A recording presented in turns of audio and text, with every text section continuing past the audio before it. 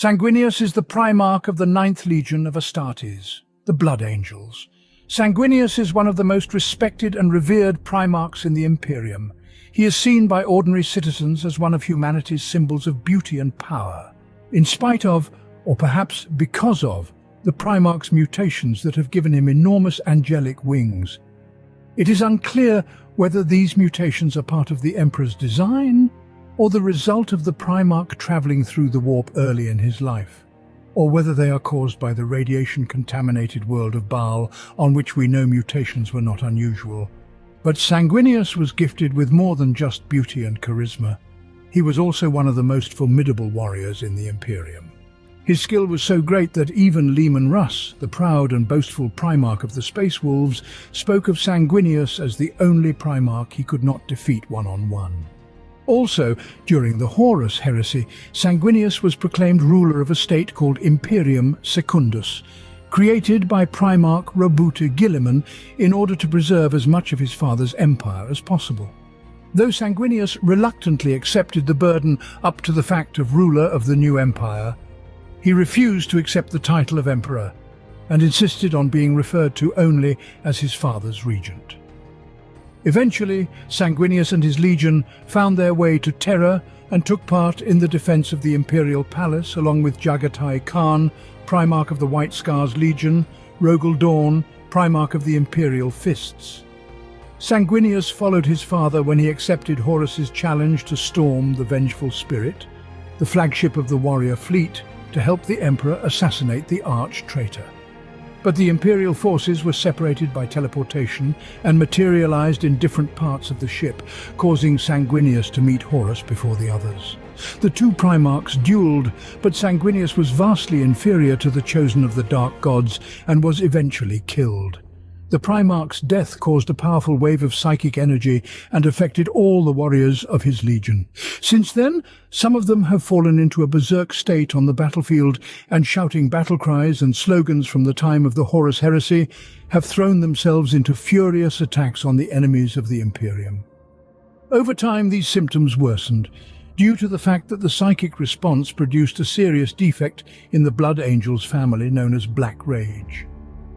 Since then, Sanguinius has been elevated to the rank of saint. Shrines in his honor began to spring up throughout the Imperium, just as temples dedicated to his father. In addition, the day the Primarch of the Blood Angels made his sacrifice is still celebrated in the Imperium as a holiday called Sanguinala, a day when people remember and pay homage to the exploits of the great angel. Sanguinius's body was evacuated from the Vengeful Spirit and taken to Baal, the planet on which the Primarch grew up, and where he found his final resting place in the grand structure known as the Golden Sarcophagus. But will the great angel rest there forever, or will the time come for his return one day? The most obvious way to resurrect the Primarch, yet one that the Blood Angels themselves are unlikely to allow, is to clone Sanguinius. And even more enraging to the warriors will be the fact that there is only one man in the entire galaxy who possesses not only the necessary knowledge, but also experience in cloning Primarchs. And that man is Fabius Bile. Fabius Bile is a senior apothecary of the traitorous Emperor's Children Legion, known for his inhumane experiments, his extensive knowledge of the Primarch's genome, and his expertise in creating perfect clones. Fabius created multiple incarnations of the Iron Hands Primarch Ferrus Manus, who was later killed by the enraged demon Primarch Fulgrim. He also created a clone of Lunarwolf's Primarch, Horus Lupercal, who was killed by Abaddon, and then a clone of Primarch Fulgrim, who was given to Necron Overlord Trazyn the Infinite in exchange for samples of the pure and warp-damage-free gene seed of the Emperor's children. Among other things, Fabius possesses samples of Sanguinius's blood, stolen in a daring operation on Baal itself from the artifact known as the Red Grail. Thanks to a duped apothecary, Bile was able to breed a new species of mutants on Baal, blood-devouring, distorted space marines of the 9th Legion, susceptible to Black Rage, who stole Sanguinius' blood for him. And even when Blood Angel Sergeant Raffine, after a series of interesting events described in the novel Black Fury, finally caught up with one of Fabius's clones carrying samples of the Primarch's blood and fought him, it turned out that the clone lord had long ago analyzed the samples and no longer needed them. It's pathetic. Look at you, giving up your life for a few drops of liquid. It means a lot to you, doesn't it? And yet you cannot realize its full potential. Take it. Take it and pray to it for as long as your pathetic life will allow. But know this, your precious Sanguinius will not save you, and neither will your quietly decaying emperor. I've kept this relic merely for the collection, and I will be able to create more specimens once I leave this place. In fact, I don't even need them anymore. I have extracted all the data that the Primarchs' blood could give me, and I don't need it anymore. It's useless. And despite the fact that Fabius's clone was killed shortly after these words, this did not prevent the apothecary from obtaining the data he needed, as Fabius had already shown his ability to quickly exchange information between his clones many times before. So despite the fact that Fabius organized this operation in order to obtain data that would help him clone the Emperor himself, the apothecary is well positioned to create a clone of Sanguinius. The main problem with this, however, would be that clones of Primarchs retain their memories to some degree. Horus's clone, for example, recognized Abaddon the moment he saw him, leading the clone to die. Also, clones of Ferrus Manus remembered certain events from the time of the Great Crusade, and during a conversation with Fulgrim behaved extremely aggressively when the latter spoke of betrayal. Likewise, Sanguinius can behave extremely aggressively towards his creator, though Fabius is smart enough to foresee this and take appropriate action.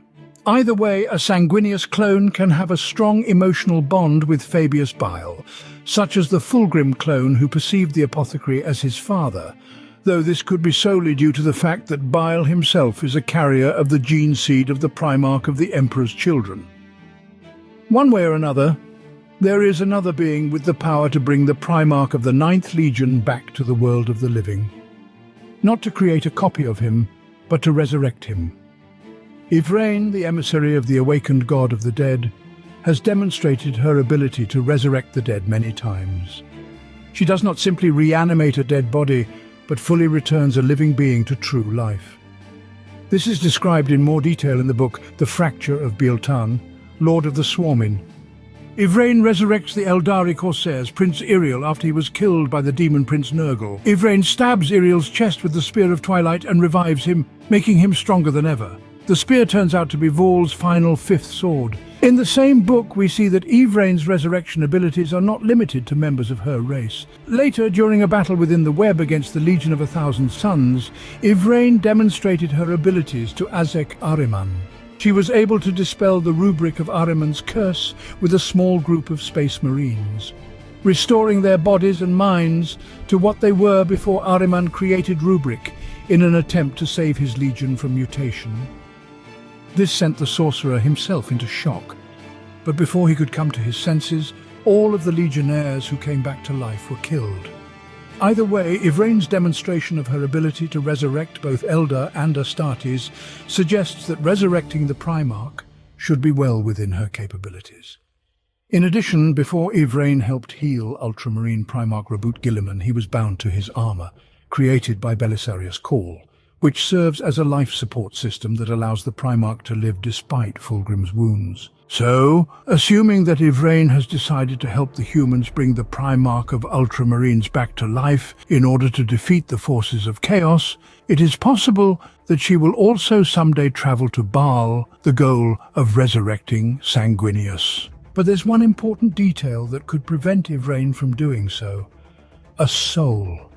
When the Yvraine resurrected Iriel, his soul was inside a thing that every Eldar carries with them continuously, inside the Stone of Souls. Likewise, the golems of the rubric are not just magic armor. They are the souls of Space Marines, trapped inside their power armor, while Sanguinius's soul, or part of it, remained at the site of his death. Inside the Vengeful Spirit. In the novel The Talon of Horus, the remnants of the souls of the Loyalists who died during the assault on Horus's battle tower took the form of crystal statues. Iskandar Kaon, sorcerer of the Legion of a Thousand Suns, noted the following about these statues. I ran my gloved fingers over one of the faces, almost expecting its eyes to open. There was life in these statues to one degree or another. Someone's grim presence lurked behind the closed eyes. They were like faint echoes of life. similar to those felt in the golems of the rubric, but different at the same time. After considering the crystal tongue and closed eyes, I realized why the feeling was so familiar. They were echoes of a soul that had left its body and was stuck in those frantic seconds before falling into the hands of the demons. These statues appearing on the ship were nothing more than shards of Sanguinius's own soul, which is described in the novel Black Legion. These statues appeared everywhere on the ship, and no matter how many were destroyed, they were constantly rebuilt, but not necessarily in the same place they were shattered. Some Marines of the Black Legion saw these statues as a bad omen, while others barely paid any attention to them. But either way, these episodes indicate to us that a significant portion of Sanguinius's soul remained aboard the vengeful spirit. And quite possibly because of this, resurrecting the Primarch might be an impossible task. However, in the novel The Devastation of Baal, there is an episode where Dante was near death as a result of a battle with a tyrannid creature known as the Swarm Lord. Dante was visited by a vision in which he spoke to Sanguinius himself. The Primarch praised Dante for his service and dedication. Dante asked Sanguinius to ease his death, but the great angel replied that he would not allow Dante to die as long as the Imperium needed him. Could this mean that Sanguinius's soul is not bound entirely to the vengeful spirit? And could this vision of Dante be more than just a hallucination? Anyway, even if the Ivrain can't bring the great angel back to life, there's still one thing left that might be able to do it: the Proteus Protocol. This ancient heretical technology consists of transferring not only the engrammatic knowledge and memory of an organic brain, but also the personality and will of the user. This, in effect, allows a user to accomplish mental as well as spiritual immortality through an artificial physical form. The few legends that surround the Proteus Protocol state that the abominations created by it were soulless beings that seek dark desires and alien hungers that can never be satiated. Despite these warnings, many still seek to find examples of the Proteus Protocol in order to become immortal. A similar procedure was performed by Inquisitor Gregor Eisenhorn when he found a crystal containing the soul of the heretic Pontius Glor. Eisenhorn bargained the heretic's knowledge of warp, demons and their vulnerabilities in exchange for a primitive mechanical body and senses. Though the Inquisitor warned that Pontius would never see freedom, even the faint hope of a return to the real world was too welcome for him, and he agreed without hesitation. Unfortunately, Magos Gerd-Bur, a friend of Inquisitor Eisenhorn, for unknown reasons, created not just a mechanical body for Pontius, but a real work of art, moreover, practically invulnerable in battle and possessing a wide arsenal of deadly weapons. Perhaps Pontius somehow tricked the tech priests, but ended up getting what he wanted and then killed Bur and left his dungeon. Sanguinius could similarly be resurrected by placing his consciousness into an artificial body specially created for him, but it would be an outrageous act of heresy to use technology forbidden by the Emperor to revive his own son. It is also unclear what will happen to the Blood Angels subject to the Dark Fury when their Primarch returns. Jagatai Khan, also known as the Warhawk, was one of the 20 Primarchs created by the Emperor to reclaim the galaxy in the Great Crusade. He, like the rest of the Primarchs, was carried away from Terra and marooned on a distant world. Jagatai's capsule ended up on the wild world of Mundus Planus, or, as the native population called it, Chogoris. It was a planet where nomadic tribes were in a constant state of war with their neighbours for the resources and land needed to survive. The Khan of one of these tribes found the young Primarch and took him into his family, raising him as his own son. After the death of his adoptive father, Jagatai Khan led the tribe and started a war. Not out of bloodlust and senseless cruelty, but to unite the world. Thus began an entire era for the Chogoris, which became a legend millennia later. Jagatai began to be called the Great Khan. Khan's power stretched from ocean to ocean. The greatest empire the planet has ever known was created by a single man in less than 20 years. Though Jagatai Khan ruled over a vast area, he knew that his men had no desire to rule such a kingdom. His new empire grew from his conviction to unite the tribes and exact vengeance on his enemies, but not from any desire to take possession of their lands. Ultimate power lay with the Khan and his generals. Although they were well organized militarily, the tribes had no ability to govern the settlements. It is also known that Jagatai Khan completed the reunification of his empire just 6 months before the emperor reached Chogoris. It is said that when these two great warriors met, the Khan knew that when he met the one who embodied the final ideal he had fought for, the man who could unite all the stars in the sky, in the palace in front of all his generals, Jagatai fell on one knee and swore eternal loyalty to the emperor. The Primarch was given command of the 5th Legion, who called themselves White Scars. The great Khan ascended to the heavens with the emperor, transferring the title of Khan of his people to Khan Ogedai. Many of Jagatai's followers decided to join their Khan and became Space Marines of the White Scars. The Legion's base was built on Chogoris. The White Scars Legion truly became famous during the Horus Heresy. Unlike some of the other Primarchs, Jagatai Khan never thought of betraying the Emperor. He could not compromise his honor and break his oath to serve the Imperium. But when Horus began his rebellion, the Primarch of the White Scars and his legion were hunting orcs in the Chondak system. At that time, Leman Russ was tricked into siding with Magnus the Red and his 1,000 sons. And it was the Primarch of the Space Wolves who was accused of treason. Horus, as Commander-in-Chief, ordered Jagatai Khan to crush Russ's rebellion. At that time, the Primarch of the 5th Legion received a message from Rogel Dawn, who was gathering forces to defend Terra. The White Scars travelled to Prospero to sort out where is the truth and where is the lie. There they met Leman Russ fighting the Alpha Legion. Despite the fact that the Space Wolves needed help, Rogel Dawn ordered Khan to go to Terra and Russ to lead the Alpha Legion fleet away. The White Scars were known to be defending the Imperial Palace in conjunction with the Blood Angels and Imperial Fists.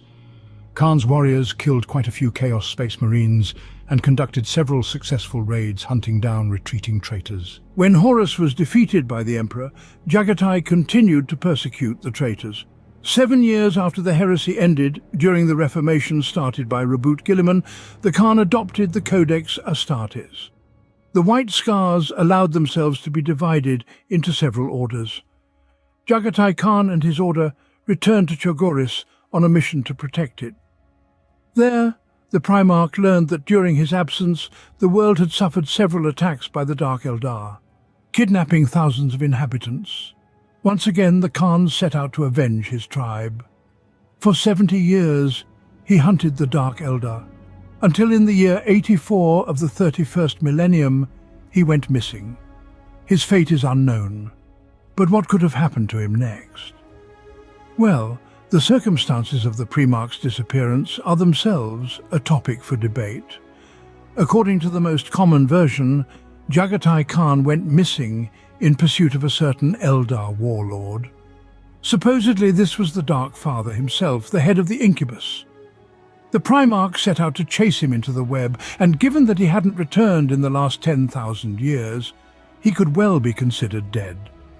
For while Jagatai Khan, like all Primarchs, was a consummate warrior, he remains a mortal being and may well have fallen before the hordes of Dark Eldar within the web. And this would not be an unprecedented case, for Rogel Dawn died in a similar manner, fighting the Marines of the traitor legions, repelling one of the early Black Crusades. However, we have circumstantial evidence that Jagatai Khan is actually alive. In the novel Ashes of Prospero, Njal Stormcaller, the mightiest rune priest of the Space Wolves, was interpreting a vision of Logan Grimnar while trying to understand the whereabouts of their missing Primarch Leman Russ. Even my gaze found it difficult to break through the excitement of the warp. Still, I could see the sleeper buried in the rock, and White Storm rushing in on a lightning chariot. Darkness rises to the messengers of the Father, a darkness that strikes from within.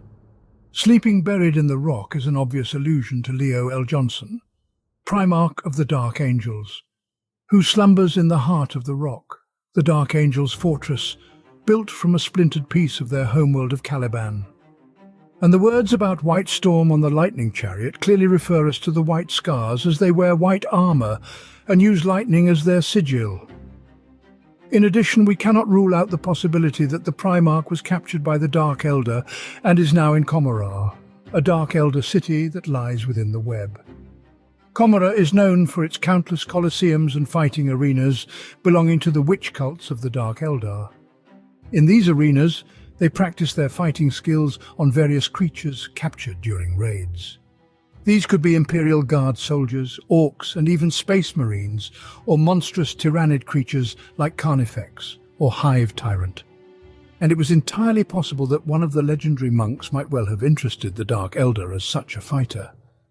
But if Jaghatai Khan has indeed become a slave in Commorragh, one wonders why he has not attempted to escape in all this time, and why the Imperial forces are not taking any action to free him. Well, in the 35th millennium, thanks to the machinations of Asdrubal Vecht, the Salamanders, Howling Griffins and Silver Skulls attacked the Commorragh in order to rescue their brothers in the Order of Salamanders and were trapped by the Dark Eldar. This struck force of Astartes wiped out a huge number of Drukhari, allowing Vecht to subsequently take control of the Commorragh. This shows that the Commorragh could very well fall to Imperial forces as much as it could resist them. And what could have prevented the Primarch of the White Scars from taking advantage of the confusion and escaping from the fighting pits and making his way to the Astartes afterward? For Jaghatai Khan, it shouldn't have been an impossible task. Perhaps the Primarch didn't need to flee Commorragh at all. What if he had long ago fled to Sarin? Or maybe he had never been captured at all, and was now hiding in the dark streets of Commorragh, striking at the Xenos when he saw fit. Additionally, the fact that Jaghatai Khan is missing in the web does not mean that he is now in Commorragh at all. He may well be fighting inside the web, cleansing it of demonic presence. During the Horus Heresy, which is described in more detail in the book The Path of Heaven, the White Scars fleet was pursued on its way to Terra by Death Guard's ships led by Primarch Mortarion and several ships of the Emperor's children under the command of Eidolon. Before finding a safe path to the capital world of Terra, the White Scars came across a space station and the dark glass throne, very similar to the Golden Throne of Terra. One of the Stormseers used it, and through the pain the throne caused him, he saw the web and its multiple damage, as well as the hordes of demons. It was Magnus who opened the way for them. Before the throne finally consumed the Seers, he managed to relay a message of a safe passage to Terra through the web.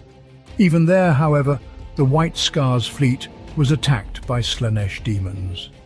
Jaghatai Khan fought the Keeper of Secrets, and despite his wounds in that battle, the Primarch banished the demon back to the warp with the following words. There is nowhere for you to hide now. We know who you are, and we will pursue you on every level of reality. First we will clear the void, and then we will clear the warp. It is possible that after the pursuit of the Dark Eldar, Jaghatai Khan, realizing where he was, remembered the Stormseer's warning about the demonic creatures that dwell in the web. And now the Primarch, along with his First Brotherhood, fights within this dimensional transportation system, cleansing it of any demon or Xenos that they encounter along the way. It's quite possible that he was instigated to do so by Eldrad Ulthran himself, pursuing his own interests by aiding the Imperium in its war against pernicious forces, as he has done with 3 Primarchs before: Ferrus Manus, Fulgrim and Vulcan. But while Ferrus ignored all visions and Fulgrim was seduced by chaos, Vulcan heeded the Seer's warning. This is detailed in the Old Earth, where Eldrad received a vision of events taking place in the distant future, where the gates to the web on Terra opened again, and hordes of demons broke through into reality, ravaging Terra. Eldrad could have told Jaghatai of his vision, and the Primarch is still traveling the web, destroying any threat that could break straight out to Terra. But despite all the previous arguments, Jaghatai Khan could indeed have gotten lost in the warp with his ship, as indicated by the Index Astartes, although the Codex does say that it was in the web that the Primarch was lost. The words of Njal Stormcaller also suggest that the Primarch was lost in the warp. After all, nothing else resembles a chariot of lightning as much as Jagatai Khan's ship. Besides, in that case, it could have only been a couple days or weeks for Jagatai Khan. Whereas in the real world, 10,000 years had already passed. That would go a long way toward explaining the Primarch's disappearance without a trace. Although in this case, his return would cause some inconvenience, for example, to reboot Gilliman. Konrad Curze, also infamously known as the Night Haunter, is the Primarch of the 8th Legion of Astartes, the Night Lords. Of all the Primarchs, Curze may have been the most brutal, a ruthless sadist plagued by mental illness. Despite his keen sense of justice, Curze grew up on a crime-ridden world, sheltered by eternal night and known as Nostramo, where Curze administered his justice using terror and brutality, mercilessly punishing any crime, no matter how grave. And proportionately as the number of known criminals killed by the young Primarch grew, so did the crime rate on the planet, until the citizens of Nostramo began to follow the law without exception, fearing that the Night Hunter would come after them. Thanks to the actions of the young Primarch, peace and tranquility finally came to the streets of Nostramo's cities for the first time in years. During the Horus Heresy, Curze sided with the traitor Horus Lupercal and took part in the massacre on Istvan V. After their defeat at the Battle of Terra, the Night Lords did not flee like all the other legions of traitors. They continued to fight the Imperium, but their tactics reeked of self-destruction and utter despair. Curze began to lose the sanity for which he was mostly respected, and in recent days fell into absolute madness, leaving his mind a decaying, corrupted body bursting with sadism, inconsistency and anger. Curze was killed by an assassin named Mushen. It is said that he allowed her to arrive at the palace on Tsagwalsa, as she did not encounter any guards on her way to the throne room. Curze believed that his death would atone for all that he had once said and done, and save him from more madness. At the very moment Mushen reached her destination, he spoke his famous last words. This arrival is not a surprise to me, assassin. I knew your ship had arrived at the eastern edge. Why did I not believe to execute you? So, from the fact that your mission and what you are about to do only proves that I did everything right. Think your Emperor wants to finish me off. It's nothing compared to retribution. Now do your job and be done with it. After the Primarch's death, Apothecary Talos Valkyran, in defiance of Konrad Curze's last orders, set out in pursuit of the assassin, determined to kill her to avenge the death of his genetic father. Other Legion warriors also joined the pursuit, but not for revenge, but to recover the Legion's new relic, the severed head of the Primarch, which Mushen had taken with her as proof of her successful assassination. But since Konrad Curze has been beheaded, does that mean he can never return, right? Not necessarily. In general, the Primarchs have a lot in common with each other, and in some ways they are more or less similar. Konrad Curze was known for his ability to make predictions, which, albeit to a lesser extent, was also common to Sanguinius, for example, or Vulcan, for example. The Primarch of the Salamanders had outstanding regeneration abilities, which Fulgrim also demonstrated. In one episode of the story Split Reflection, when the foot of the Primarch here and the Emperor was literally melted along with his ankle, only to fully regenerate a few minutes later. Does this mean that Konrad Curze has even the slightest chance of regenerating after being decapitated? It seems completely unbelievable, as even Primarch Ferrus Manus found himself unable to regenerate after such a thing. But somehow there is one thing to consider, and that is the crown of Konrad Curze. It is known that the crown was on the Primarch's head when Mushen came to take his life, and it is possible that this artifact could be the key to the Primarch's rebirth. This conclusion follows from the description of the crown itself, which was presented in the book Lord of the Night, when Clawmaster Zhou Sahal finally found the artifact. A simple and smooth circle of icy metal glittered with incredible power. On all sides of the hoop, thin, jagged spikes pointed upward, blackening at the edges like saber blades dipped in oil.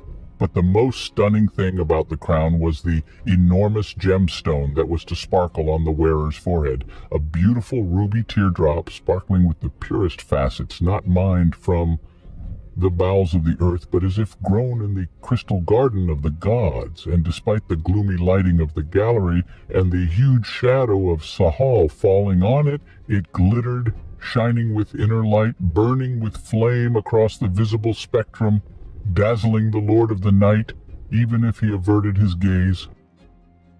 And the fact that a psyker named Mita Ashin could feel the very drop in the center of the crown may hint that this drop is actually a soul stone.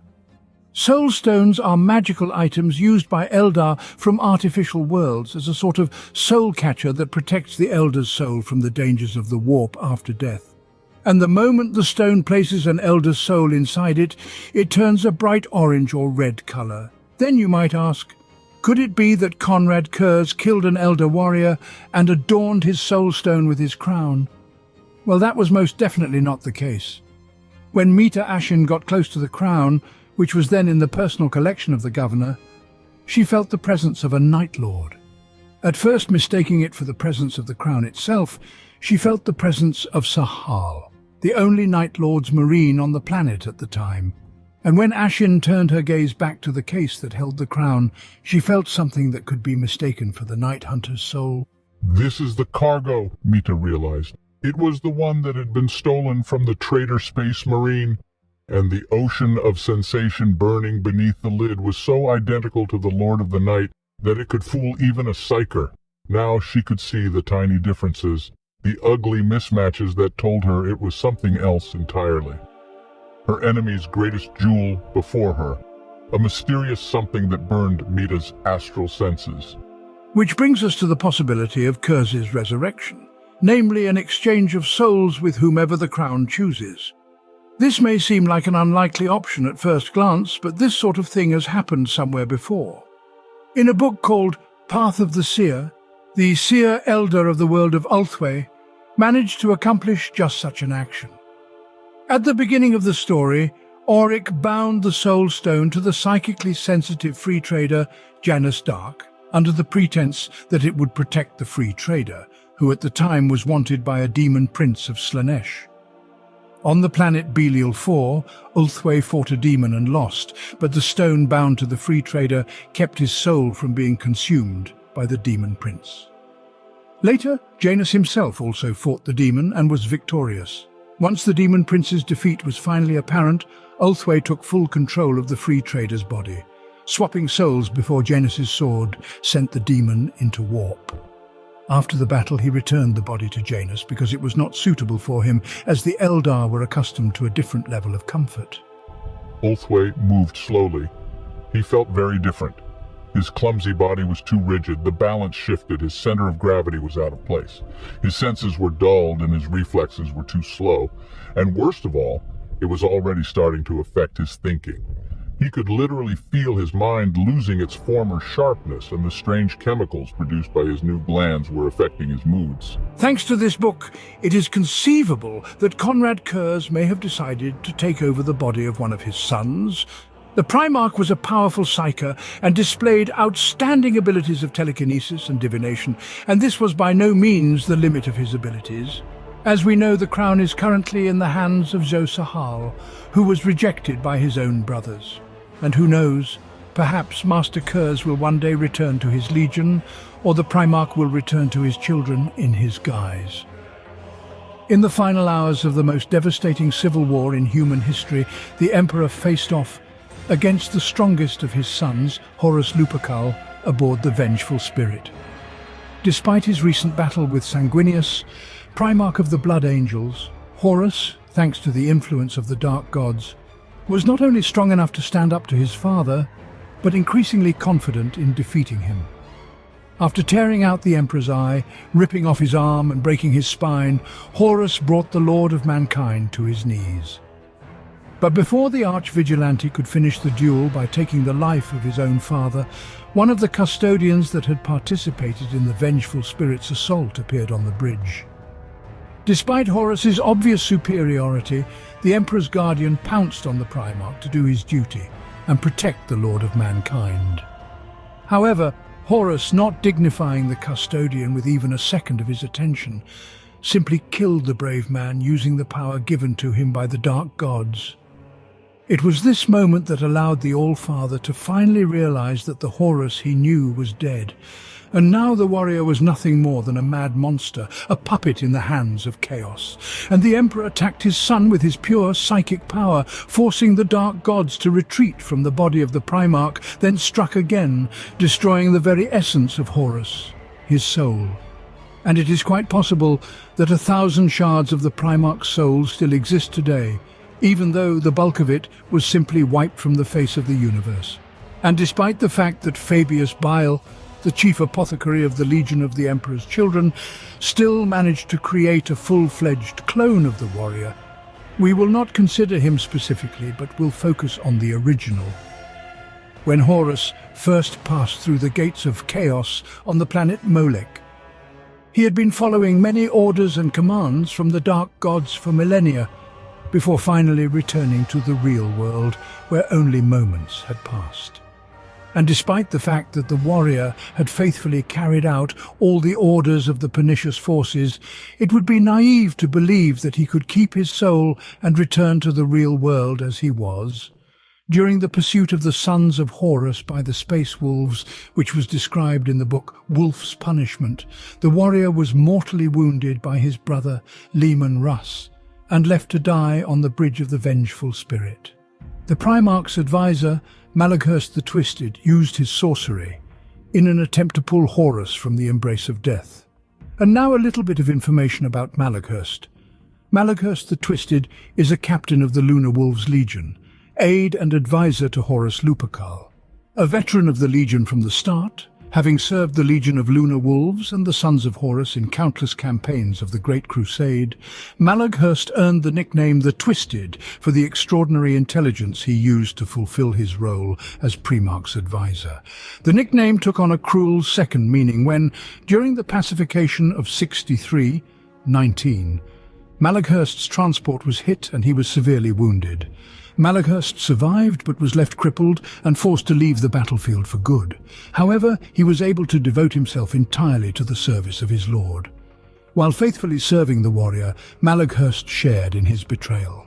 By the time of his betrayal on Istvan III, Malaghurst was one of the warrior's closest advisors, as well as the bearer of his ironclad icon of the Eye. As a result of the ritual, the spirit of Malaghurst travelled to the very dimension of chaos. There he met a demon guide named Amarok and found the warrior in the realm of Khorne, while the Primarch himself fought off endless waves of enemies gathered from across time and space, ranging from cavemen to Necron warriors, and even to Hive Tyrant of the then unknown galaxy of Tyrannid.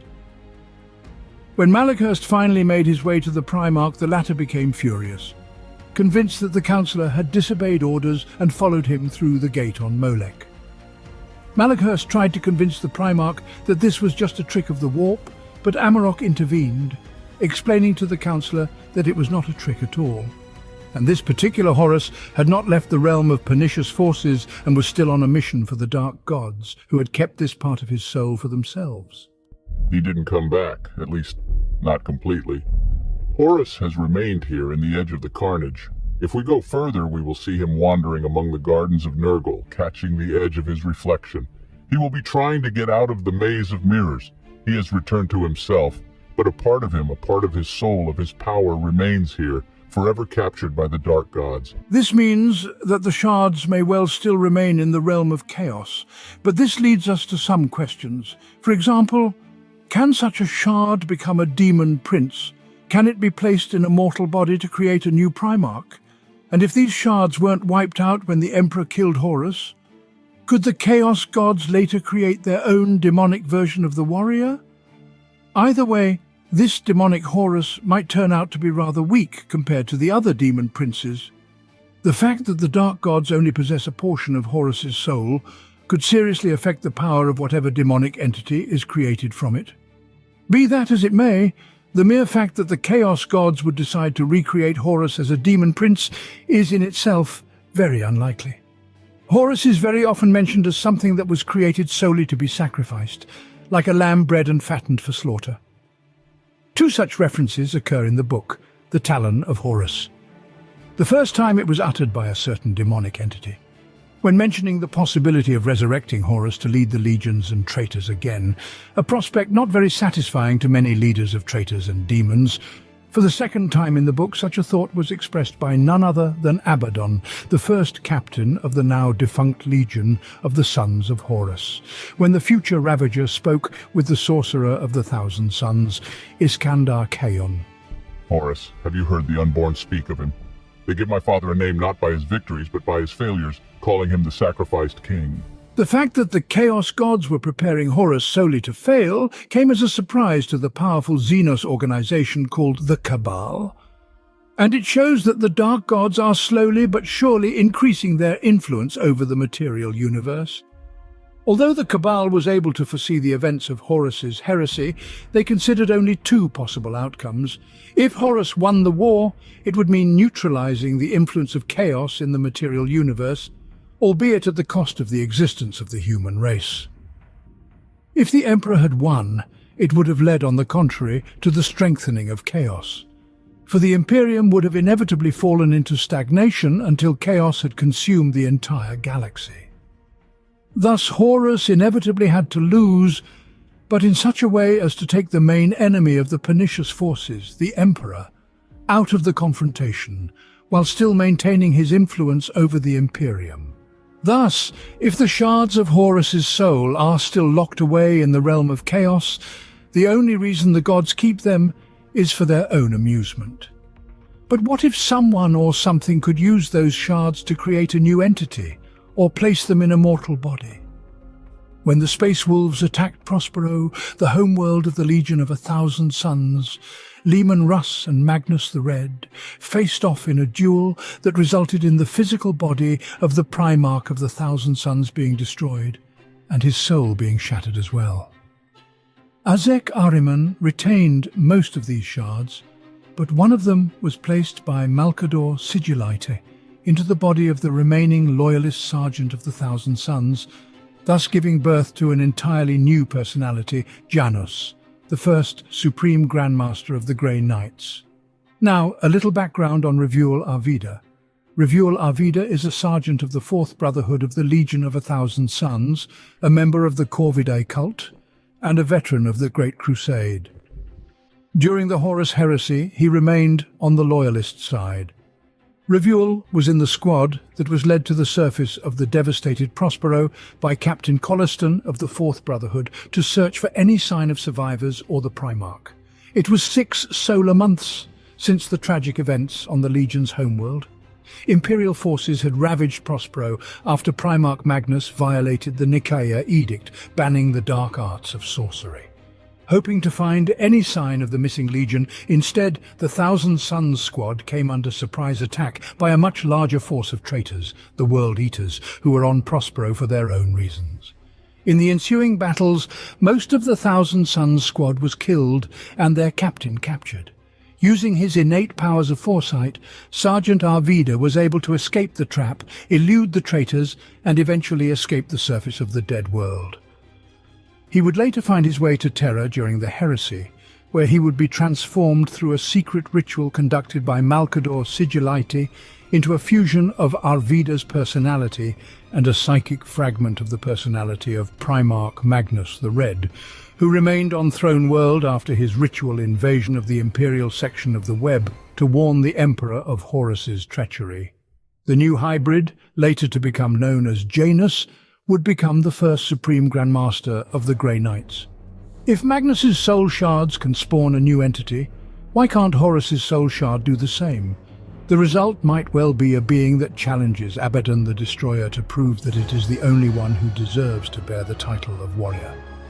And there are those in the galaxy who would gladly conduct such an experiment for their own purposes, or simply for the sake of scientific curiosity. Rogel Dawn, also known as the Guardian of Terror, Primarch of the 7th Legion of Astartes' Imperial Fists. Dawn has been described as unyielding, humorless, yet steadfast and blindly loyal to the Emperor and the Imperium. During the Horus Heresy, the Primarch was given the title of Warrior in place of Arch-Traitor, and tasked with strengthening Terra's defences and preparing it for the inevitable assault from the traitors. Dawn, among other things, was also a member of the Council of Terra, where Malcador Sigillite, Regent of Terra, Constantine Valdor, Captain General of Legio Custodes, and Genetia Kroll, Knight Commander of the Sisters of Silence, also sat. And now a bit of information about Genetia Kroll. Genetia Kroll, Knight Commander of the Sisters of Silence, Doom of the Witches, Soulless Queen. One of the most enigmatic and dangerous commanders of the Imperium, Genetia Kroll, or as the chroniclers called her, the Soulless Queen, was the formidable Knight Commander of the Sisters of Silence. The best commander in her order, Genetia walked the shadows of the Great Crusade on behalf of her Imperial Lord. She commanded entire armies of Sisters of Silence on the few gruesome occasions when they were needed on the battlefield, hunted down and defeated psychers who had become godlike, cut short the lives of those who tried to withhold or openly defy the Great Tithe, and brought bloody retribution down upon the heads of those who killed any of her sisters. Assassin, general, avenger, and soul-chilling terror, Genetia Kroll became a creature of dark legend long before she was part of the Honor Guard tasked with delivering the Primarch Magnus, as well as destroying Prospero. On the battlefield of Tizca, Kroll personally divided her marines into protective squads for the surviving accusatory host, allowing the Legion of the Thousand Sons to be nearly exterminated at the cost of the sacrifice of the Thousand Sisters, while she herself hunted down and killed many of the famed sorcerers of the Thousand Sons in combat. Toward the end of the battle, she became a ghostly figure from ancient myths, covered in white dust from crumbled marble and watered with the blood of many people. During the Siege of Terra, Rogel Dawn led the defense of the Imperial Palace, fighting alongside Jagatai Khan, Primarch of the White Scars, and Sanguinius, Primarch of the Blood Angels. Later, following the Emperor during the assault of the Vengeful Spirit, the flagship of the fleet scattered while teleporting around the ship. As a result, Dawn reached the bridge as the duel between the Emperor and Horus had already come to an end. The Primarch of the Imperial Fists returned the dying Lord of Mankind to Terra, where he was hooked up to a life support system called the Golden Throne. Dawn then led the Imperial forces in pursuit of the retreating legions of traitors. When the legions of loyalist Astartes were fragmented into orders, Rogel Dawn engaged in his last known battle, defending the Imperium against the Black Crusade. Once again, Dawn led a boarding party to an enemy flagship and disappeared, fighting off hordes of traitorous space marines. His fate is unknown, and all that's left of him is a severed arm, which the Imperial Fists Marines managed to save and are currently keeping as a relic. So what really happened to Dawn? At first glance, it might seem that the Primarch actually died in battle. For despite the fact that Rogel Dawn is clearly superior to the typical Astartes in general in everything, even he could possibly have been stopped by so many. In the book Space Marine by Ian Watson, there is mention of an entire skeleton of the Primarch in the possession of the Imperial Fists. Directly opposite was an inner chapel dedicated to Rogel Dawn, made of blocks of compressed greenish-yellow amber, separated by some bands. It housed the holiest relic of the Fists, the mighty skeleton of the Primarch himself, sent in transparent amber along the contours of a human body. But this information should not be taken as truth, as Space Marine is one of many stories that have been recognized as non-canon. But the very idea that the Primarch is dead is also supported by the book Death Watch, Rite of Battles, which described the last moments of Dawn's life during the storming of the ship. The Primarch died in battle against the forces of chaos, repelling the Black Crusade, periodic and devastating invasions undertaken by legions of traitors from their hellish worlds of refuge in the Eye of Terror. Dawn and 3 companies of Imperial Fists conducted a series of skillfully executed boardings of Crusade ships. They destroyed engines and life support systems, as well as capturing entire gun batteries and turning them against other Chaos vessels. However, at the end of the marriage circled Dawn and his warriors when he attacked the command bridge of a Chaos flagship. None survived to tell the heroic tale of the Primarch's final battles. The Order's main bibliography found the Primarch's body on the bridge, which was horrifyingly reminiscent of how Dawn discovered the wounded Emperor and carried him out before the flagship disappeared into the hellish depths of the Eye of Terror. The problem with both of these passages is that information from them contradicts more authoritative sources. The 8th edition of the Space Marines Codex clearly states that the Fists were only able to save the Primarch's severed arm, giving us reason to doubt the death of the Guardian of Terror. It is entirely possible that Rogel Dawn is still alive. This is partially confirmed by the book The Hunt for Vulcan. During the war with the Beast, the salamander Primarch Vulcan that left his legion was rediscovered by Imperial forces fighting against the Orcs on the surface of Caldera. Eventually, Lord Commander Kurland of the Imperial Fists led a group to evacuate Primarch salamanders, as he could aid the Imperials in their confrontation with the Orcs. And before engaging the Orcs, Vulcan said the following to the Fist Commander. "Fight fiercely, son of Dorn. Your actions glorify the Primarch's name, and I will tell him so." And even though Kurland himself did not specify what Vulcan's words meant, this moment indicates that Dawn is still alive. After all, it was Dawn who began the persecution of the traitors after Horus's heresy. It's entirely possible that Dawn survived that suicidal assault on the ship and is still leading his campaign, vowing to kill every traitorous Space Marines he meets along the way. And the fact that Vulcan explicitly states his intentions to tell Dawn about Kurland's actions clearly indicates that he knew or knows where the Primarch of the Imperial Fists is now. And it is entirely possible that the Primarch would have left his sons on a mission unknown to us. For example, Dawn may have been recalled to Terra to guard what is left of the Emperor. We do know that Dawn felt guilt towards his father for not having time to help him in his duel with Horus, and holds himself responsible for his mortal wounds. It makes sense that Dawn would choose to fulfill his duty to his father and stand by his side in the throne room. For over 10,000 years, while our enemies, both external and internal, have been defeated, the Imperium has grown stronger and raised its head higher and higher. Those who wished us to fall have lost time and time again, and will not know the joy of victory as long as we, the Emperor's chosen sons, do our duty. Only by defending humanity will we find our place in history, for the Emperor. The fact that Dawn clearly uttered the phrase over 10,000 years suggests that Dawn is not only still alive but in Imperial service. But could Dawn have said those words before his disappearance? It is highly unlikely. If we take the beginning of the Unification Wars on Terra as the starting point of the Primarch's speech, then Dawn must have said those words somewhere around the 39th millennium, since the Emperor began creating the Imperium in the 29th. Ultimately, all these contradictions between sources and the fact that, according to current canon, no one has found the body of the Primarch don't add up to clarity, especially when you consider something else. And if Rogel Dawn is still alive, and if he is in the throne room, why has Robuta Guilliman, having returned to Terra, not reacted to this fact in any way? The return of Robuta Guilliman was hailed by the Imperium and the High Lords of Terra as an unprecedented, galaxy-turning case of the Emperor's son returning to help humanity in its darkest hours. And if Dawn was indeed alive and on Terra, shouldn't he have met his brother, or at least led the defense of the palace against the demonic legions of Khorne?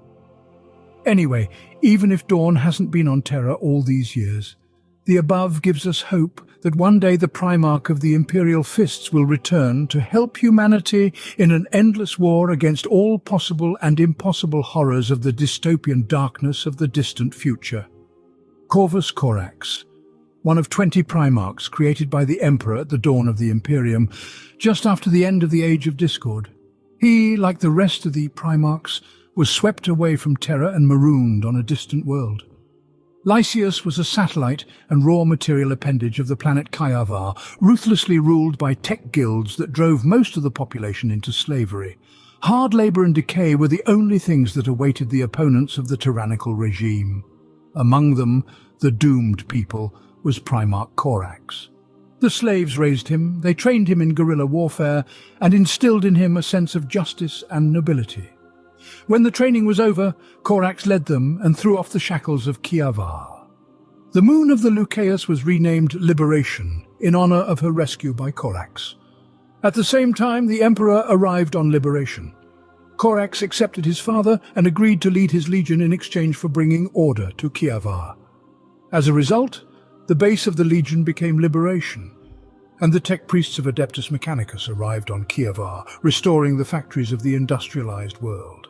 During the Great Crusade, Corax proved himself a consummate expert in sabotage, guerrilla operations, and raids behind enemy lines.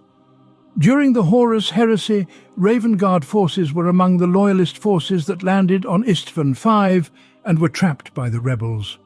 Most of the Raven Guard was destroyed in a treacherous attack in the landing zone.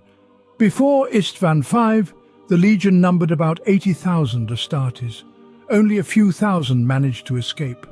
Corax himself was badly wounded, but the surviving Space Marines were able to hide on the planet until they were picked up by the Legion fleet. Since the Raven Guard had been almost completely wiped out during the events of Heresy, Corax decided to use genetic engineering to speed up the creation of Space Marines. After the defeat on Istvan V, Corax travelled to Terra to meet with the Emperor.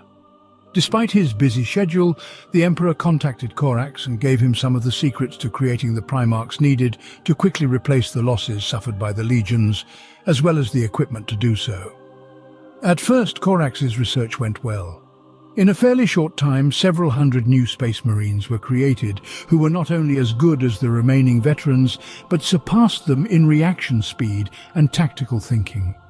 But Corax's plans for a quick revival of the Legion were not destined to come to fruition.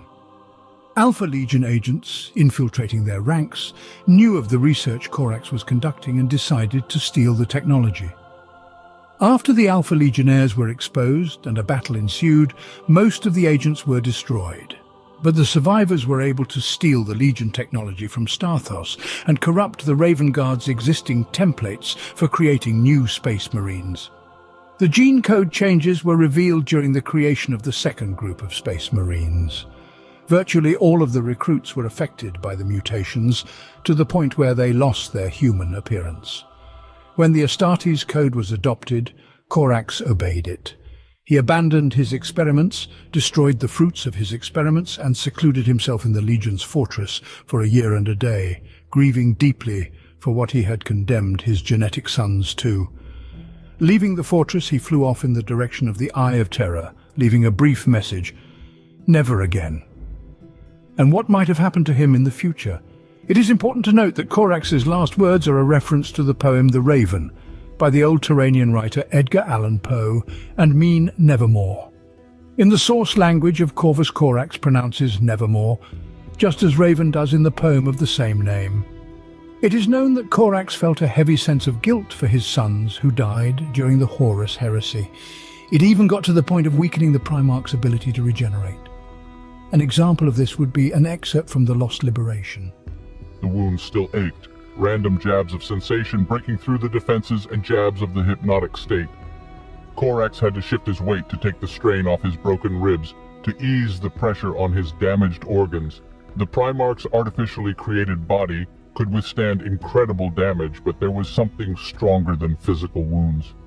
He forced himself to endure the pain, to remember the defeat. He suffered the worst wounds that his superhuman body could not bear, and the apothecaries could not heal. Until he could put an end to his mental agony, he would not let his body heal. And not only that, Corax also feels responsible for the failure of Project Rafter, which turned many Astartes into warped monsters. And the most likely reason for Corax's departure from his Legion and the Imperium is to seek redemption for his failures in the defense of Terra and the rebuilding of the Legion. So it could be said that the purpose of Corax's journey to the Eye of Terror is to hunt down his brothers who betrayed the Emperor, the survivors of the Horus Heresy, Lorgar, Angron, Magnus, Perturbo, Mortarion and Fulgrim, who have ascended to demon princes and rule over their own worlds in the warp. And it is quite possible that Corax is still tracking down his brothers to punish them for all the crimes committed against their father and humanity. And what's more, Corax is known to not only hate, but despise his brothers for their treachery. And this is a feeling he has had since the moment of his battle with Conrad Curse on Istvan V. It would seem that this is the most likely explanation for Corax's actions. However, we must take into account the events of the Shadow of the Past story. During his journey to the Eye of Terror, Corax arrived on the nameless moon where Space Marines from the Legion of the Word-Bearers were building a temple dedicated to the Dark Gods. The Primarch of the Raven Guard began killing the traitorous Astartes one by one.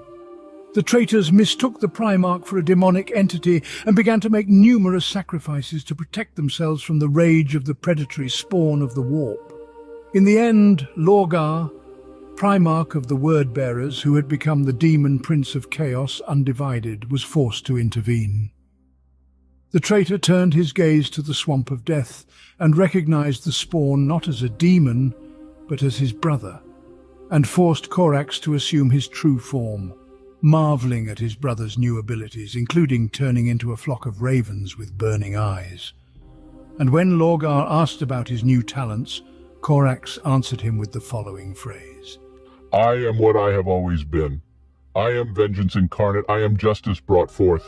This place beyond the shroud has revealed who we all truly are. Beneath the patina of humanity our Father created for us, we are all by warp birth. I have sworn to eradicate the foulness of chaos from the galaxy, and you will be the first of the fallen brothers to die beneath my blades. A duel between the brothers ensued, during which the defeated Lorgar was forced to retreat through the warp portal to Sycharis. Based on this, it can be logically assumed that Corax is still hunting his fallen brothers across the warp to this day. But whether he is still alive is a matter worthy of debate. It's also interesting to see if the mission to kill his own brothers is some form of death oath. The death oath is a tradition of many of the Order of Astartes, and is often used as a punishment for certain crimes against the Order, where the offender must bring down the justice of the Emperor upon the enemies of humanity. The most notable example of the fulfillment of the death oath is Captain Uriel Ventris of the 4th Company of the Ultramarines, who, in defiance of the Astartes Code, abandoned his company and led a Death Guard detachment to board a Tyranid ship. Corax was a notorious fatalist. For example, during the massacre in the landing zone, he was prepared to die at the hands of his brother Angron, clearly aware of the fact that he had little chance against the Primarch of the World Eaters. Thus, Corax's campaign could be either a death oath to atone for his failures to the Legion, or it could be simple revenge against his fallen brothers. And until Corvus Corax returns to the Imperium, if he returns at all, we cannot know his exact intentions. After the Horus heresy, when the legions of traitors were effectively wiped out, and the homeworlds of the betrayed Primarchs were either destroyed or purified before being given a new name and disappearing forever from all maps of the galaxy, Horus himself, oddly enough, became well known in the Imperium.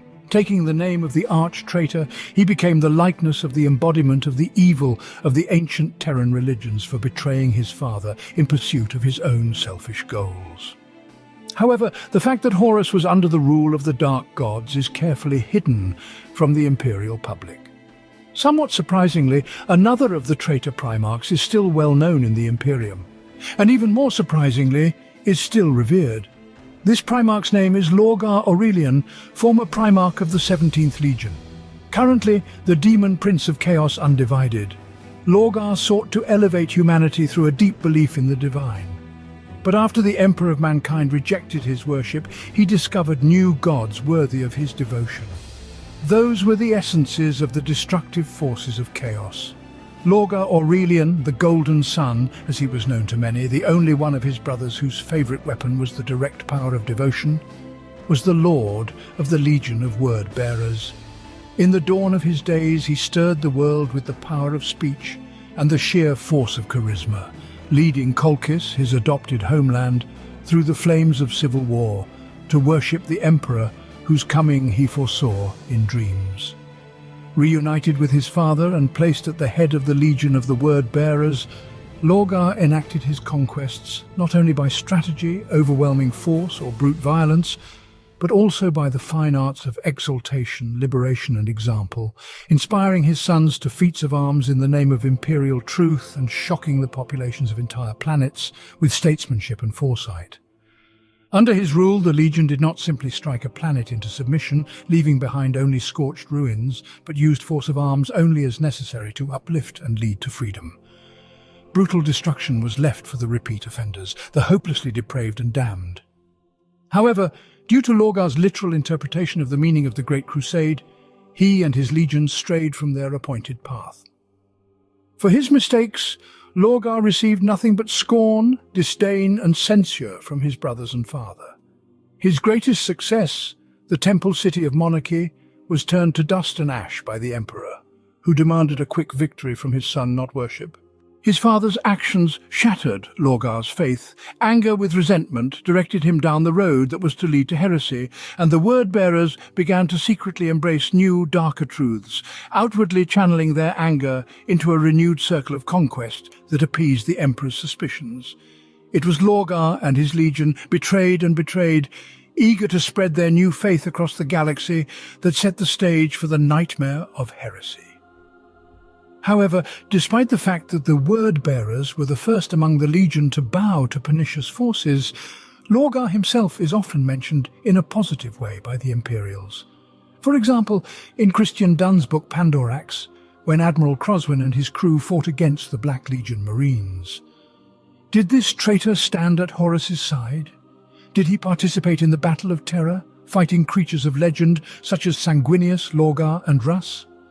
The manner in which the Primarch of the 17th Legion was mentioned suggests that both the Admiral himself and many in the Imperium, with the possible exception of the Inquisition and Adeptus Astartes, believed that Lorgar fought against Horus on the side of the Emperor. But what are the reasons for this mass delusion? Well, long before the heresy, Lorgar was putting great effort into creating and spreading the Imperial cult. Truly believing the Emperor to be a divine incarnation, Lorgar led his legion of word-bearers on a great crusade, intent on eliminating all threats to humanity and any heresy in the new Imperium.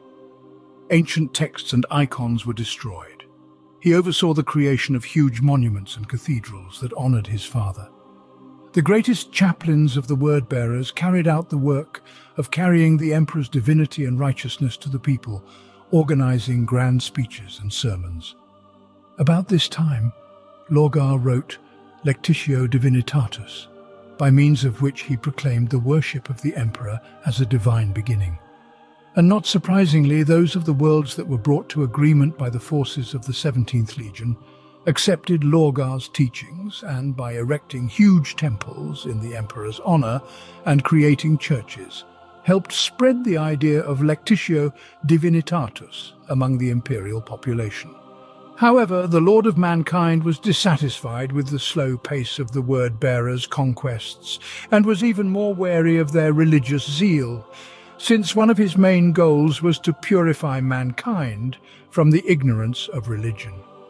The Emperor personally spoke to Lorgar, telling him that the task of the Space Marines was combat, not preaching, that he was a warrior, not a priest.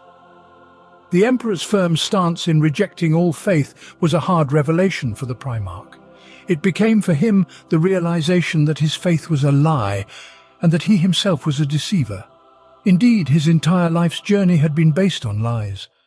Shocked by his father's words, Lorgar replied that he would fulfill his command within a month. Soon the Emperor was about to speak to him again, but he was informed that the word-bearers had returned to hostilities, and many worlds had fallen before their power. No more sermons about the God-Emperor were held. All copies of the Lectitio Divinitatus text were ordered destroyed. Lieutenant Commander, who had served in the Legion back in the days when they called themselves the Imperial Heralds, the name of the Legion from before the Primarchs' reunion, had the following to say on the matter.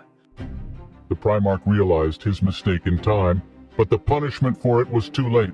We are already humiliated in the eyes of the other legions by the insignificance of our conquests, and the need for punishment has only made us worse. Perhaps we should become Imperial Heralds again, purge ourselves of prejudice, and make the 17th Legion great again. Though most of Lorgar's writings were destroyed, many Imperials retained copies of Lectitio Divinitatus, and many secret imperial cults flourished throughout the Imperium, both during the Great Crusade and the Horus Heresy, forming the Temple of the Emperor Savior. an organization that is the main church of the modern Imperium. And perhaps the reason for honoring Lorgar is precisely because the foundation of the entire Imperium cult is built on his book. Perhaps the Adeptus Ministorum deliberately chose to obscure the fact that Lorgar himself is a traitor by declaring him dead during the Horus heresy, ignoring the fact that the Primarch is not only alive but has risen to demon prince.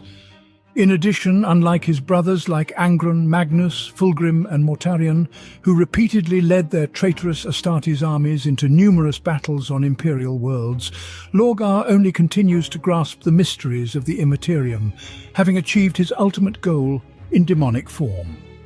Which goes a long way towards keeping the lie in the minds of the Imperials that Lorgar was killed during the heresy. But could the spread of the Imperial cult have been planned by the Primarch from the beginning? And could Lorgar's long meditation be nothing more than part of some kind of ritual, something that requires all the demonic power of the 17th?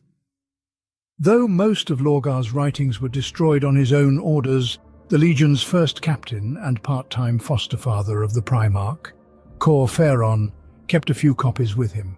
And when the Legion stepped into the service of chaos, the Primarch may well have made a plan in case his brother's rebellion failed. And it was entirely possible that the words written by Lorgar might actually be an unimaginable form of manipulation to bolster the power of the ruinous forces. This could explain the reason for Lorgar's long meditation. He may well be in such a state in order to channel the emotions, fanaticism and prayers people have directed toward the Emperor into a sacrifice to the pernicious forces, or even to increase his own power in hopes of becoming equal to the gods himself. However, if true, this plan could only fully work until the 36th millennium, for after the overthrow of Göge Vandir, the mad ecclesiarch, the Emperor's servant church was seriously reformed by Sebastian Thor and his Confederation of Light, and many of the tenets of Lectitio Divinitatis were discarded or changed, which meant that those 5 millennia were too short to realize his plans, but also long enough to avoid his complete failure. Leman Russ, also known as the Great Wolf and Wolf King, is the Primarch of the 6th Legion of Astartes, the Space Wolves. Russ stood out from his brothers with his peculiar demeanor and aggressiveness, but was respected for his sense of honor, strength, and fighting prowess. Russ was always very self-reliant and respected solely for personal fortitude.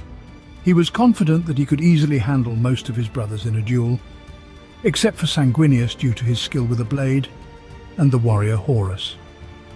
When the Primarch embryo capsules were scattered across the galaxy, Russ's capsule fell on a death world called Fenris.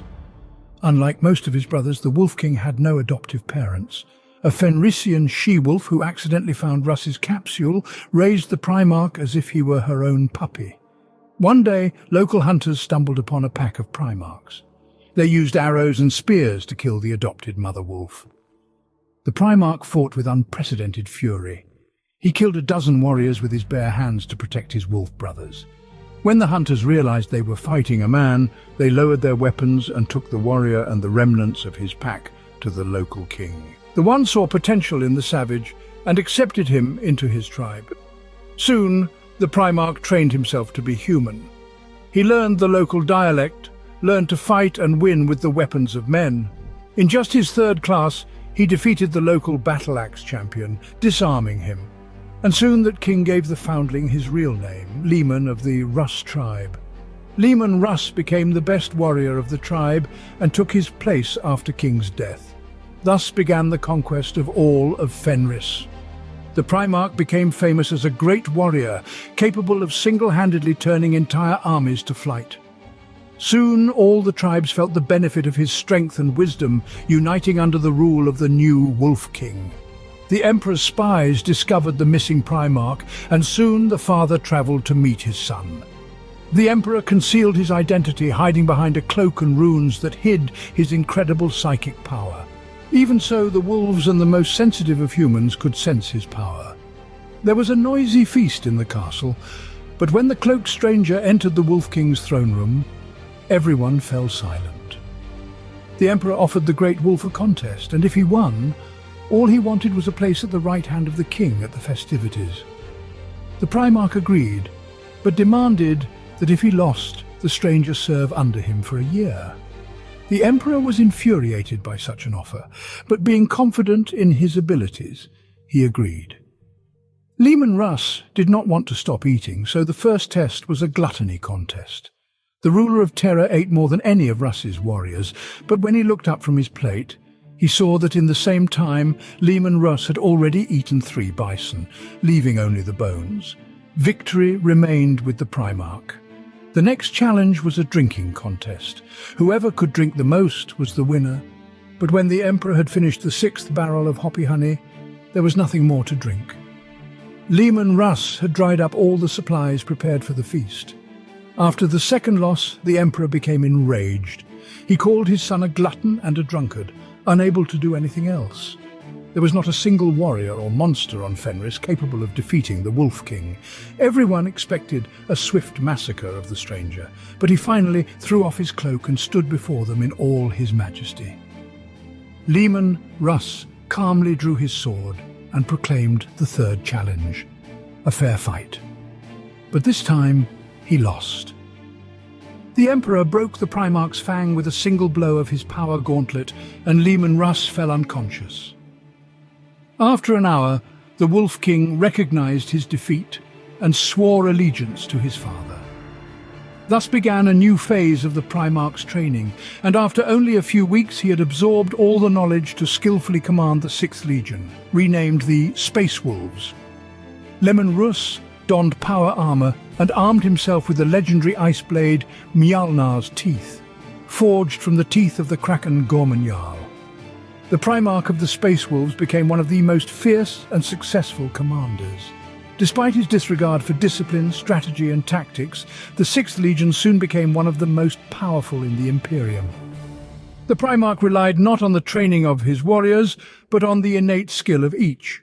The Astartes under his command were taught to fight by relying on their senses more than anything else. From the outside, the Space Wolves' battle looked like a band of barbarians, but their Primarch didn't care. Leman Russ led his warriors forward, always in the thick of the battle.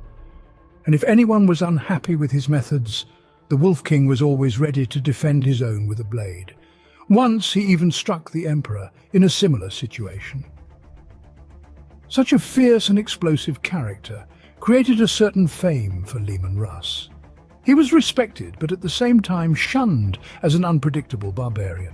Only Horus and Leo L. Johnson surpassed the Great Wolf in the number of victories. This depressed the Primarch, and he wanted to surpass his brothers in every way possible. During one of the joint assaults with the Dark Angels, Primarch Leo L. Johnson suddenly led his Marines in the flank of the Space Wolves. This led to some serious shits among the Fenrisians, which infuriated Leman Russ.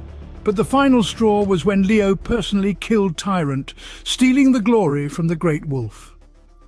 A battle began, which lasted for 24 hours, until Leman Russ realized the comical nature of the situation. He stopped the fight and laughed, realizing that the Grand Primarchs were acting like boys. But Leo L. Johnson understood his brother's laughter differently. He considered it a mockery of him and struck his brother in a rage.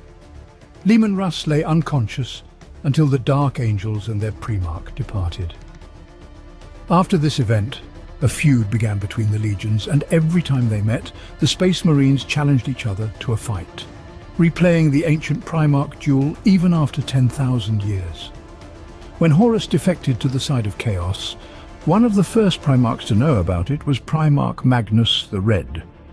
Shortly before these events, the Edict of Nicaea had forbidden the use of sorcery in the Imperium. But Magnus thought this was unfair and decided to prove to the Emperor that sorcery could save the Imperium. He sent a message of betrayal to Horus, breaking through the defenses of the Palace of Terror with a mental message, resulting in disaster. The angry Emperor did not believe Magnus and suspected him of betrayal, and Leman Russ was assigned to bring the Primarch to Terra. It should have been peaceful enough, but Horus couldn't let that happen. He convinced the Space Wolves' Primarch that his father wanted the total destruction of Magnus, his legion of 1,000 sons, and their homeworld of Prospero. Leman Russ hated sorcery and had always been suspicious of Magnus the Red, so he easily succumbed to the provocation. Prospero was doomed, for he was attacked by a threefold combined force of Space Wolves, Sisters of Silence, and Imperial Army. As the Primarchs faced off in battle, Magnus reinforced himself with sorcery. He struck his brother's heart with his blow, but even the badly wounded Leman Russ was able to win. He broke his brother's spine. In the last moments of his life, Magnus swore allegiance to Tzeentch, one of the Chaos gods, and escaped into the warp. The enraged Wolf King sent some of his warriors in pursuit and travelled to Terra himself. The 6th Legion did not participate in the battle for Terra. Primarch Russ arrived to see his father sitting on the Golden Throne. The Primarch went on a hunt, hunting traitors across the galaxy. But he soon had to return when Raboot Guilliman offered his Codex Astartes. The Great Wolf angrily rejected the offer to fragment his legion. He had raised his warriors as one indivisible pack and had no intention of changing anything. The Imperium was on the brink of a new conflict. Roboort understood perfectly well that he would not be able to convince his brother. Even the Emperor was powerless to impose his will on Leman Russ. But the Primarch of the Space Wolves was unusually cunning for him. He officially announced the division of his legion into great companies. In fact, nothing had changed. After all, the Legion's great companies had been quite autonomous before. But this helped to avoid escalating the conflict. Leman Russ also created the Order of the Wolf Brothers. He hoped to eventually use the newly formed order to surround the Eye of Terror and keep an eye on the forces of chaos. The Great Wolf's plan failed, as all the Astartes in the Order of the Wolf Brothers were struck with a terrible mutation and disbanded. However, the High Lords of Terror later implemented the plan with their own forces. 197 years after the Battle of Terror, Leman Russ disappeared. During one of the feasts, he called for silence and prepared to make a speech. But then the Primarch was struck by a vision. He immediately gathered his veterans and left, leaving only the youngest of his retinue, Bjorn the Fell-Handed. For 7 years, the Space Wolves waited for the return of their leader. Then the decision was made to appoint Bjorn as the new Great Wolf. The new leader proclaimed the first great hunt and set out in search of the Primarch. The Space Wolves travelled across the galaxy, performing feats, conquering worlds and destroying monsters, but they never found their father. Each new great hunt begins with a vision sent by Russ to the rune priests of the Space Wolves. The Order then sets out to accomplish the next great deed. Although the Wolf King has yet to be discovered, he has assured his pack that when the hour of the wolf comes, he will return. But what really happened to the Primarch? Some say that Russ went in search of Leo L. Johnson, Primarch of the Dark Angels, and his rival. Before his disappearance, Russ received news of his brother's death in the Great Purge and could well have gone in search of the first without believing what he heard. Either way, even if that was the reason for Russ's disappearance, the Wolf King has completely failed in his mission, as Leo is quite alive and currently in a coma in the heart of the rock fortress of the Dark Angel Monastery. Another reason for Russ's journey to the Eye of Terror could be to hunt his traitorous brothers in order to avenge the dead Primarchs and his father's wounds. And this is one of the most likely options since, for example, Corvus Corax also travelled to the Eye of Terror for a similar purpose, as detailed in the story Shadow of the Past, where Corax tracked down and attempted to kill Argar. But while Corax decided to go on this mission alone, Russ took the Legion's best warriors with him. However, as plausible as this theory may sound, the Space Wolves themselves believe that the Primarch's mission is not to hunt down traitors, but to find artifacts and ways to restore the Emperor to his full life. According to the book, Russ's goal is to find some sort of tree of life, the seeds of which can supposedly cure anything. And the Primarch seeks this tree with the goal of healing his father's wounds. Anyway, knowing the dangers of the warp, the fact that it is inhabited by an infinite number of demonic beings, and the fact that the laws of physics we are accustomed to have no meaning in the Immaterium, we can assume that Leman Russ and his wars have disappeared or succumbed to madness. After all, despite the fact that the Primarchs look like human demigods against the background, and each of them possesses unimaginable power, they can still be killed. and it is logical to assume that the Primarch of the Wolves fell while fighting an endless stream of unborn creatures in the depths of the warp. This is also indicated by the fact that most of the Legion relics found recently are nothing more than parts of their Primarch's gear. More on this can be found in the Codex of the Space Wolves, where during the second great hunt on the planet Rudra, which is on the very edge of the Eye of Terror, in a temple dedicated to Horus, the Wolves found a complete set of Russ's power armor. Though the Legion warriors questioned whether the armor belonged to the Wolf King. The set of armor that spread an aura of murderous cold around it looked too much like armor Elevagar.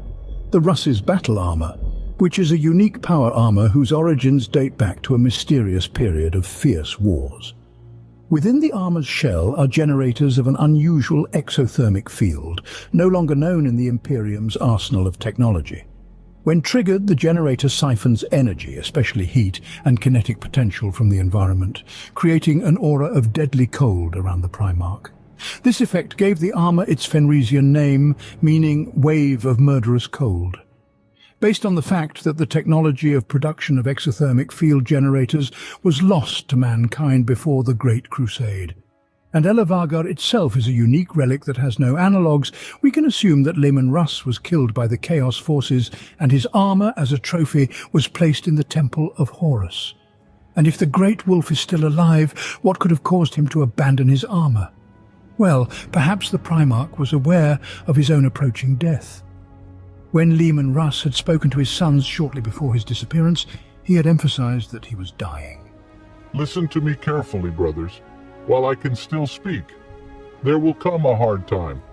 Our Legion will stand on the brink of death as I stand now, and our enemies will gather to destroy us. And then, my children, I will hear your call, and I will come, even if I have to break the laws of the universe to do so, and I will be with you.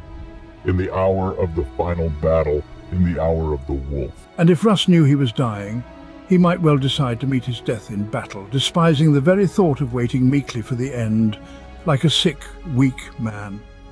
Russ had grown up on Fenris, in a world of endless battles and hardships, and like any man raised in a world of death, he had taken personal strength and fortitude above all other qualities. However, there are some inaccuracies and discrepancies between different sources regarding the Primarch's last words. In Chris Wright's audio drama When the Paths Diverge, Russ, while giving the very same speech to his warriors, no longer mentions his death in any way. But at the same time, in the Space Wolves Codex, on the contrary, the Primarch declares it, almost in plain text.